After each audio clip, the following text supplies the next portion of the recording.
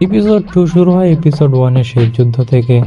দেখা যায় ওই পাপেট মাস্টারকে যে অ্যাটাক করেছিল, ওই ভিলেন শিরোগানাকে দুর্বলভাবে অ্যাটাক করে, কিন্তু শিরোগানা ওই পাপেটকে এক হাত দিয়ে আটকে ফেলে আর মাসারোকে বলে, তুমি দেখতে চাও তোমার দাদার বানানো এই পাপেট আর্লে কুইন কি করতে পারে? শিরোগানা আর্লে কুইনের সুইডলিং টাইগার মুভ ইউজ করে আর ওই পাপেটের টুকরো টুকরো করে দেয়। ততক্ষণ ওর সাথীরা মাসারোকে ধরে ফেলে, কিন্তু নারুমি ওদের ব্যান্ড বাজিয়ে দেয়। ফাইট শেষ হয় তখন মাসারো বলে এই সব কিছুর জন্য আমি দায়ী বলে কান্না শুরু করে।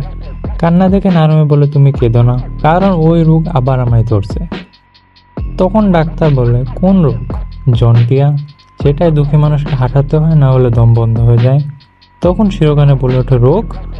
বলে মাসারোকে তাড়াতাড়ি পরিষ্কার করতে শুরু করে যাতে ওর কোনো রোগ না হয়। নারুমির শ্বাসকষ্ট বাড়তেই থাকে আর ওই কি করবে বুঝতে না পেরে বাইরে গিয়ে অন্যদের হাসানোর চেষ্টা করে, কিন্তু কেউ তো হাসেই না, উল্টো আরো ভয় পেয়ে যায়। পরে শিরোগানে এসে নারুমিকে সার্কাস স্টাইলে মারতে শুরু করে, যেটা দেখে সবাই হাসে আর নারুমি ঠিক হয়ে যায়। বাসায় এসে শিরোগানে মজার মজার সব খাবার রান্না করে, যেটা দেখে নারুমি শিরোগানাকে পছন্দ করতে শুরু করে। খাওয়া শেষে শিরোগানে মাসারোকে গোসল করাচ্ছিল, তখন নারুমি হঠাৎ বাথরুমে ঢুকে শিরোগানাকে দেখে লজ্জা পেয়ে পালিয়ে যায়। নারুমি ট্রেনিং করছিল, তখন মাসারো এসে বলে, তুমি খুব স্ট্রং, আমি তো দাঁত পড়লেও কান্না করি।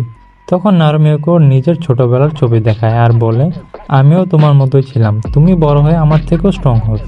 রাতে আবারও কিছু পাপেট অ্যাটাক করে মাসারোকে ধরে নিয়ে যায়। আবারও শুরু সেই পাপেট মাস্টারকে দেখা যায়।